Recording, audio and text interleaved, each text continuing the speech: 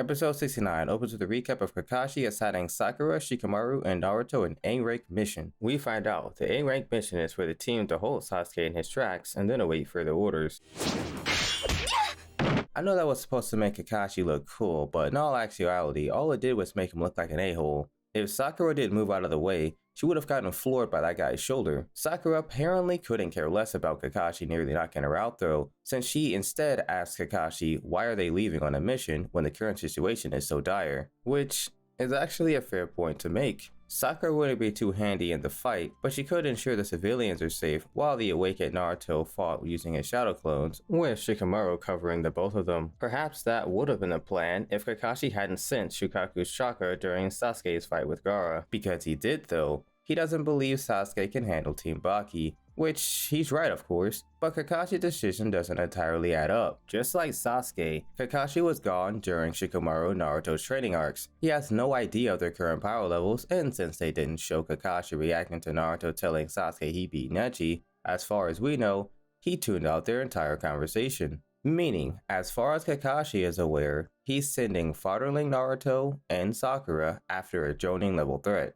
Kakashi definitely knows Shikaku. Yes, Shikaku, not Shukaku. So he'd have to be operating under the assumption that a Nara plus multi-shadow clone jutsu user plus nagging will be enough to help Sasuke either defeat the strange chakra within Gaara or stop Sasuke before he even gets there.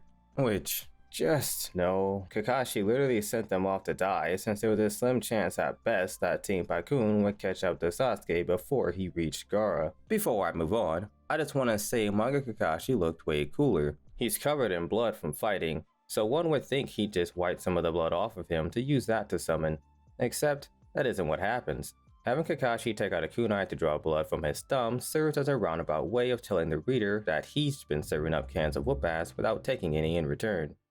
But then, shouldn't we wake Ino and Choji and go in a group? Sakura asks a good question there. With the assistance of Choji and Ino, Team Shikamaru would be exponentially stronger since they'd beat Ino Chikacho with the addition of Naruto and Sakura. There's literally no reason not to release the Genjutsu and bring them along. No time. I'm sorry, what? No time. My god. They are literally sitting right there. In fact, during Kakashi's whole no time speech, Sakura could have released a Genjutsu on Ino and Choji anyway. There is literally no in-universe reason not to, other than the BS Kakashi spewed out in the next few seconds of course. I suspect that many sound and sand shinobi may have already infiltrated this village. Besides, if you have more than the 4 ninja essential to a squad, it takes longer to get anything done and becomes more difficult to hide from the enemy. Yeah, okay. That would be very believable, except for it isn't, since we've already seen the contrary. Ino and Choji being left behind is one of the most contrived plot points we've seen up to this point. I don't understand why Kishimoto was so adamantly against bringing those two along. It's not like they would have made a major difference in the outcome anyway. The story would have only benefited from bringing 2 more of the Konoha 12 members along. If you don't believe me, let me explain. It makes sense why other members of the Konoha 12 were not woken up and brought along. Neji, Tenten, Hinata, Lee, and Kiba are all injured / missing in action. Sasuke already went after Team Baki. Shino is present in the arena, but is nowhere to be seen, so tracking him down would be a waste of time. Then there's Naruto and Shikamaru unconscious at the top of the stairs. The remaining 2 Konoha 12 members are Ino and Choji, who are perfectly fine and sitting right next to Sakura. After waking everyone up, Paikun could have fled the squad just like he did before. Shikamaru could have stayed behind to hold off the ninja, also just like he did before. Choji likely wouldn't have left Shikamaru, so having him sit back to cover Shikamaru from the trailing enemy ninja would have made him useful without taking away from Shikamaru's limelight. Asuma still would have been able to make his heroic entrance since Choji wouldn't be able to 1v1 the Jonin and he can't hit them while Shikamaru is paralyzing them. The best Choji could do is use his partial expansion jutsu to restrain all of the ninjas simultaneously, or perhaps just one of them, since Shikamaru could release the shadow in order to retain chakra and better restrain the others. Even if they did that, the advantage Choji was granted by Shikamaru wouldn't prevent the ninja in the tree from attacking Choji, so they wouldn't get very far anyway. Having the scene go something like that would have expanded upon Shikamaru's and Choji's friendship even more, we would actually get to see how ride or die they are before the Sasuke retrieval arc. As for Ino, she'd be with Pakun, Naruto, and Sakura. For the most part, the fight would happen just as it did without Ino, with Naruto making his entrance and the gang attempting to protect Sasuke. The only difference here is Ino would serve as the trigger for Gaara becoming more unstable, versus Gaara transforming just because. Okay, I know Gaara didn't just transform out of the blue, but him wanting to test his demon against Naruto's is a silly reason to me. He just fought Arai Sasuke and base Naruto presents no threat to him. Ino landing the mind transfer jutsu on Gaara and fighting a mental battle against he and Shukaku would have been interesting to watch. Although, she doesn't have the Sharingan and she certainly knows Sasuke, seeing Ino appear in Gaara's Biju space similarly to Sasuke would have been awesome. It may sound like a bit of a stretch that Ino would be able to do something like that, but she was able to see two Sakuras when she invaded her mind, so Ino being able to see Shukaku wouldn't be a world-breaking feat. After seeing Shukaku, she'd then get petrified and ejected just like she did when she entered Sakura's mind. She'd then get doodle-bopped alongside Sakura and bam, just like that, Ino and Choji got to play a role in saving Konoha. You're probably thinking, but wait, why wouldn't Ino just stay with Shikamaru and Choji? Well, the answer to that is fairly simple. Although she synergizes with Shikamaru and Choji more, her trying to help them restrain/hold off 9 Chunin to Jonin level opponents would only make things harder for Shikamaru and Choji. Shikamaru and Choji can restrain several targets at once, while Ino can only mind transfer one person and then her body is left defenseless. Her mind transferring one person would be useless in that situation. Against Team Baki, her mind transfer jutsu has way more value, so it's a no-brainer to send her with Team Naruto. Oh, and before I move on, I just remembered, the whole 4-man squad thing got thrown completely out of the window during the Sasuke retrieval arc. Tsunade literally said, gather up anyone you can, and Shikamaru went on a recruiting spree. He ended up with a party of 5, which is only one more than 4, but you get my point. After Kakashi tells Sakura more than 4 people to a squad would be detrimental, Sakura asks Kakashi if he's going to be the 4th member. Kakashi tells her no because she sucks, then summons the legendary warrior Pakun. Sakura and Pakun have a brief exchange before Sakura is sent off to wake Naruto and Shikamaru. After releasing Naruto from the Genjutsu, Sakura turns to Shikamaru and notices he was actually never caught in the Genjutsu. I can't say I expected that one, despite what we've seen from Shikamaru already. Even though Shikamaru's possum tactic was extremely cowardly, it still managed to get a chuckle out of me. Immediately after the comedic relief scene, Naruto pans left and right, observing the ongoing battle around him. It's then when an enemy ninja attempts to assassinate Naruto, but is quickly stopped in his tracks by Might Guy. I know the main reason for the ninja attacking Naruto was so that Guy could save him and make a hole in the wall, but in all actuality, why didn't the ninja just lob kunai at Shikamaru and Naruto while they were unconscious? They know they're Leaf Ninja already, and I doubt Orochimaru ordered the Sound Ninja to only attack Leaf Shinobi if they're awake. If that was his orders, then Orochimaru is confirmed a double agent since there's no reason not to collect free experience points from unconscious ninja. Before moving on, Studio Paris' decision to change Guy's reply to the Sound Ninja made him sound more Guy-like. In the manga, the Sound Ninja says this, "Fast," and Guy replies with, "I'm not just fast," before launching him through the wall. Meanwhile, Anime Guy says this, "So fast! Not just fast, powerful." A minor change at best, sure, but a significant one if you ask me. Now that the gang is all assembled, Kakashi briefs the team on their new mission. They are to locate Sasuke and stop him. After that, they are to await further orders. To me, that's a bit redundant. Genma just assigned Sasuke the mission of tracking down Team Gaara and eliminating them. Now Kakashi just assigned Team Pakun the mission to find Sasuke and stop him. Maybe it's because Kakashi is more fearful of the presence he felt inside Gaara's dome. Plus, he knows Sasuke already used Chidori once, therefore, it's running on half of his chakra at best. Either way, Genma's orders seem to be more practical. He knows there's a high likelihood of Sasuke dying, given the variables, but believes Sasuke can likely take down Gaara with him. Kakashi, on the other hand, would rather not sacrifice a member of his team and would rather allow Gaara to recuperate and wreak further havoc on the Leaf Village. Both Jonin have solid reasoning behind their decisions, so let me know down in the comments who you agree with more. After hearing Kakashi's debrief, Naruto asks what happened to Sasuke. Since the team is running short on time, time, Sakura grabs Naruto and jumps out of the hole with him, claiming she'll tell him on the way. Sakura grabbing Naruto didn't sound off any alarms the other times I watched this scene, but now, holy crap, the amount of strength Sakura must have if she can just pick up Naruto's dead weight and casually jump through the hole, assumingly to the tree in the distance, since, you know,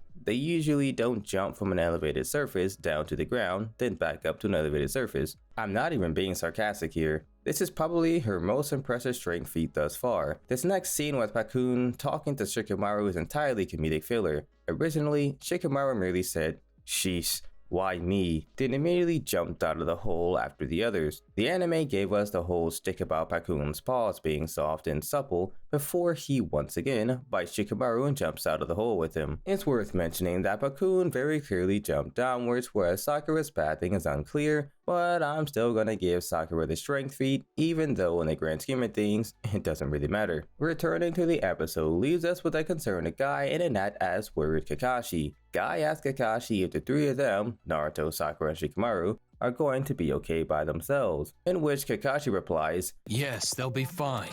Pakun will protect them.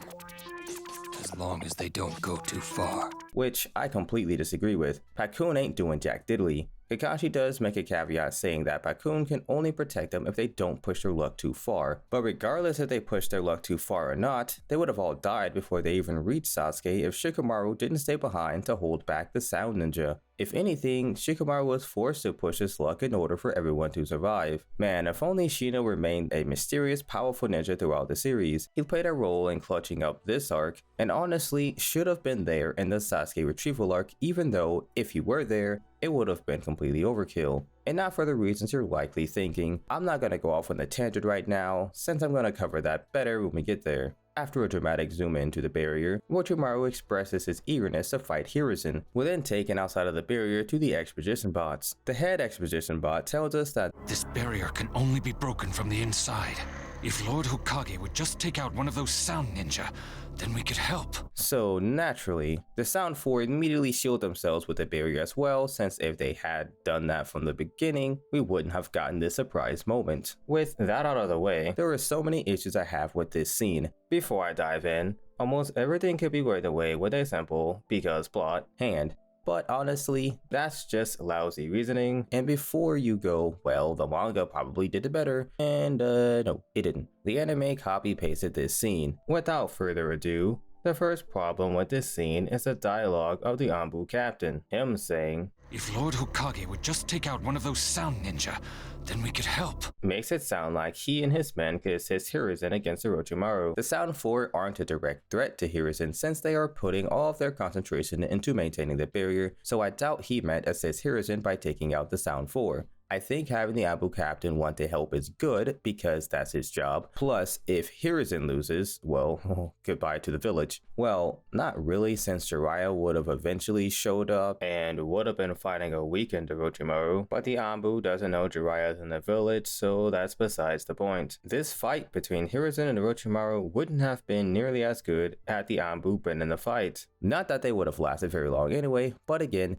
that's besides the point. The Anbu's role as exposition bots as well as stand-ins for the audience is much better than their role as combatants. This is the first battle between heavy hitters that we've seen, so outside of using the summoning jutsu, it should be a 1v1. It's clear that Kishimoto agrees with that sentiment too, since at no point does Hiruzen ever try to break out of the barrier. Speaking of breaking out of the barrier, that's another issue I have with the Anbu captain. This isn't a case of Lord Hokage is trapped in the barrier with them, it's more, they're trapped in the barrier with Lord Hokage. Hiruzen may be old, horrible at planning, and probably bad at a lot of other things, but at the very least he has some battle sense. If Hiruzen were to take down the barrier, he would be actively freeing Orochimaru as well. It's like the Anbu captain forgot they were two of the strongest ninjas to ever walk the face of the earth preparing to fight one another. Why on God's green earth would you want their fight to not be contained within a barrier where no harm could be done to the rest of the village? My final insertion isn't an issue at all, rather, it's praise for how consistent Kishimoto was with the Sound 4, considering they were introduced during the Konoha Crush arc and didn't receive a lot of screen time until the Sasuke retrieval arc. Originally, this snippet caused me to turn my head sideways. Okay, let's get this show on the road. Put up a barrier on the inside, too. Right. From memory, I thought everyone's characterization was spot on except for Tayuya. I thought she was a lot more talkative, but after watching future episodes, it seems that she and Jirobo takes turns being the silent one whenever they're with their group. So it seems like it was just Tayuya's turn to say nothing and not her character being slightly retconned. Jumping back to the anime though, we find out why Hiruzen never tried to attack the barrier. Doesn't look like I'll be able to get out of this easily. Of course it won't be easy.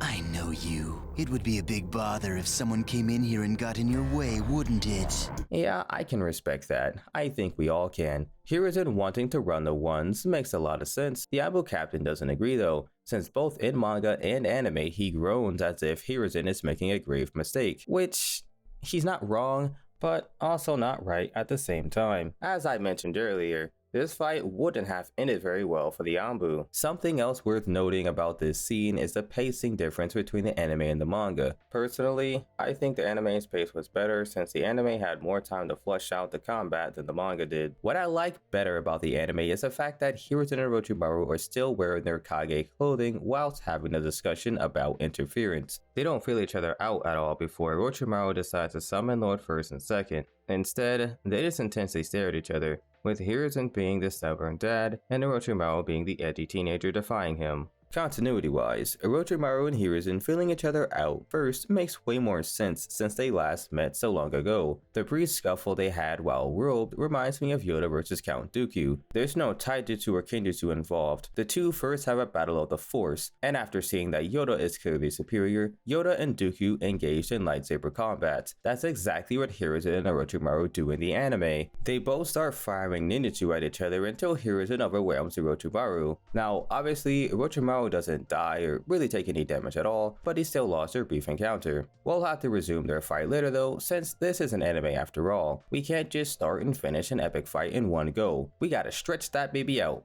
Instead of continuing the fight, we're taken to Konohamaru in class thinking about the recent turn of events. Something weird is going on.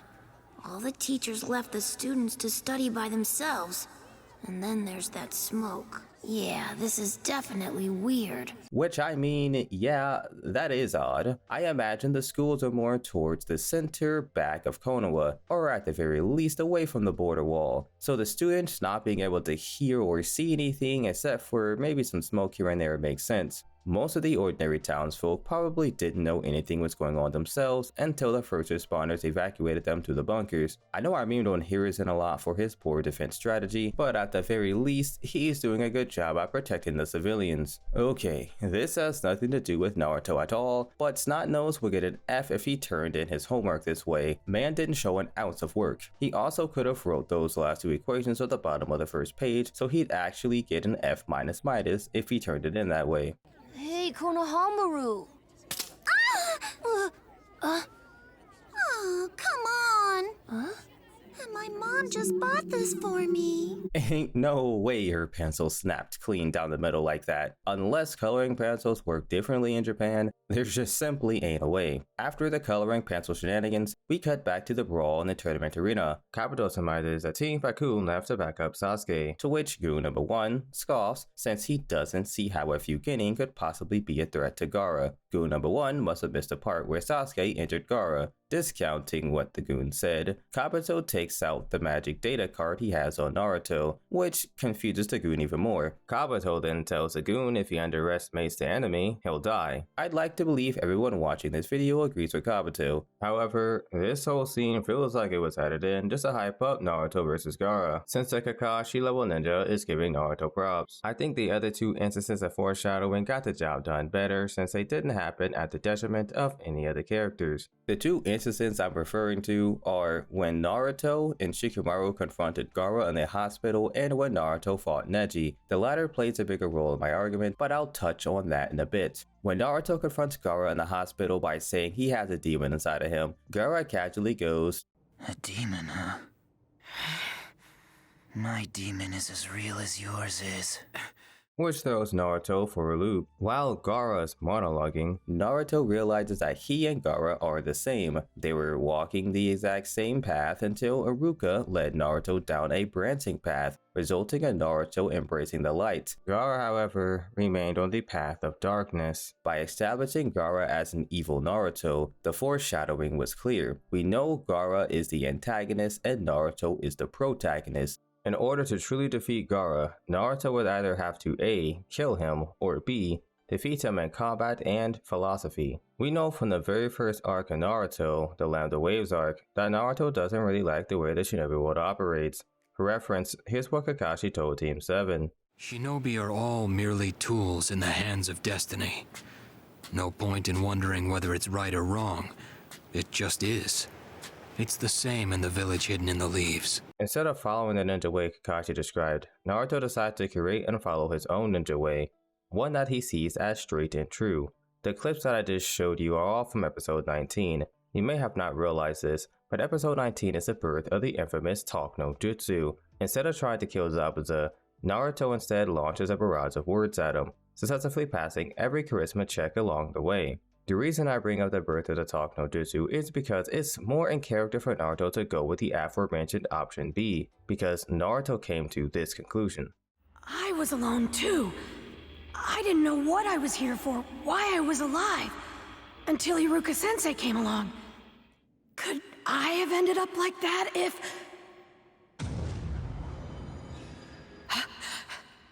We're so different, but we're so close to being the same. In the moment, Naruto waves the white flag. I guess you could say the current Naruto is episode 5 Luke. He tries to confront evil and fails. Episode 80 Naruto senses the good inside of Gaara and uses Talk no Jutsu on him, so he's more akin to episode 6 Luke. The next instance is when Naruto was fighting Neji in episode 62. The following clip is what I meant by the foreshadowing being detrimental. The Sound Goon was in the audience the entire time, yet he somehow didn't see nor sense any of Kurama's chakra when everyone else did. This Naruto would obliterate that Sound Goon, his whole squad, and Kankuro and Temari. The only reason he wouldn't body Gaara is because he would force out Shukaku. Making the Sound Goon downplay Naruto as if Naruto is featless tears away from the continuity, since no one in their right mind would downplay Naruto at this point. With my rant over, we get a brief scene of Sasuke finding sand left behind by Gaara. Albeit a minor detail, it's a good one, because it shows that Temari and Kankuro are booking it as fast as they can. They aren't trying to cover their tracks or lay traps, since their only win con is if Gaara isn't killed while he's incapacitated. We also get a brief scene of the teachers devising a plan to relocate the students without causing mass panic, and Iruka cooks up this. Right. Okay, here's what we're all going to do. Tell them we're having an evacuation drill. Given the circumstances, I'd say this is the best course of action. The smoke Konoha saw can be explained away as a part of the drill. Finally, it's About time. We're back to the Orochimaru vs. Hiruzen fight. Orochimaru tells Hiruzen it's time to take off the gloves, to which Hiruzen agrees. After Hiruzen derobes, Orochimaru asks Hiruzen if he foresaw dying, since he's rocking his wartime armor. I don't know if Orochimaru was just poking fun at Hiruzen here though. It's obvious that Orochimaru was going to attack at some point, and Hiruzen's war attire is much better than his Hokage robe. This isn't Dark Souls. You can't just run around naked at level 1 and come out of every battle unscathed. For all the crap that I gave Hiruzen, at least he wears additional armor and not just chainmail. The two strongest shinobi to ever live both wear armor. The newer generation should be taking notes. This powering up standoff is honestly one of my favorites. The rooftop crumbling due to the increase in chakra pressure does a fantastic job at hyping up how powerful the two are, even when they're just staring at each other. Casual flexes are pretty much always cooler than aggressive flexes in my book. When Tobiyama raised his finger and sent goosebumps down Orochimaru and Sasuke's spines, I went wild. I gotta give props to Hiruzen to being the only ninja to initiate Kage level combat with a shuriken. The anime and manga have been relatively 1-to-1 until this sequence here. In the anime, Orochimaru reacts to Hiruzen's counter summoning jutsu by saying, So the third one failed, did it? Oh well. No matter. Which implies Hiruzen's jutsu didn't do anything at all. In the manga, Orochimaru says, so, he managed to block the third, which doesn't imply anything. The only way to interpret that statement is Hiruzen successfully nullified Orochimaru's jutsu. Manga Orochimaru seems to be under the impression that the jutsu failing is impossible, With the power of hindsight, we know the anime's depiction is the correct one, since the only reason why the summoning jutsu failed is because Minato's soul is inside of the Reaper Death Seal. Not that either incarnation of Orochimaru had any way of knowing that, but there is someone who should have known that. Hiruzen. He was there during Minato's final moments. He knows Minato sealed Kurama using the Reaper Death Seal, and he also knows how the Reaper Death Seal works because, well, he literally uses the Reaper Death Seal on Orochimaru. I'm no expert, but this seems like a classic continuity error to me. It can't be! Those people are... What? They're what? How is it possible that the Anbu lackeys don't know what the first and second Hokage look like, but the captain does? Hashi and Tobirama have to be in the history books, and even if they aren't, their faces are on Mount Kage, so everyone should know what they look like. Tobirama even has his easily distinguishable headgear on. No one else wears that thing. Like, come on. I know their armor is likely different just to make them more unique as characters, but can someone give me a reason why Hachirama would opt for hit pads while Tobirama opted for groin pads?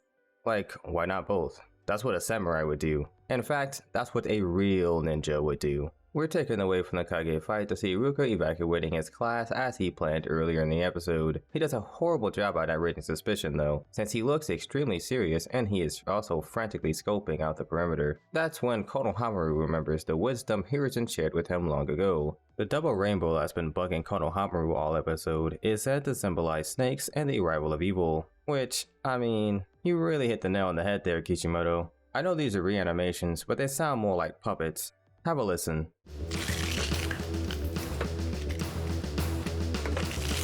That doesn't sound like a body, nor does it sound like the paper form they have while regenerating. You can really tell Tobirama and Hashirama got updated hard in Shippuden. Their personalities here are quite rubbish. It's been a very long time, Saru. Oh, it's you. You've gotten so old, Sarutobe. I mean, can you guys hear the tone in their voices? It literally sounds like they're dead. Okay, don't kill me, guys. I'm sorry, I just had to. Alright, I've been holding back, but I can't anymore. Green Mask's ears are insane. Man has to be an elf. Ain't no way he isn't. A summoning jutsu. It seems that he used the forbidden reanimation technique.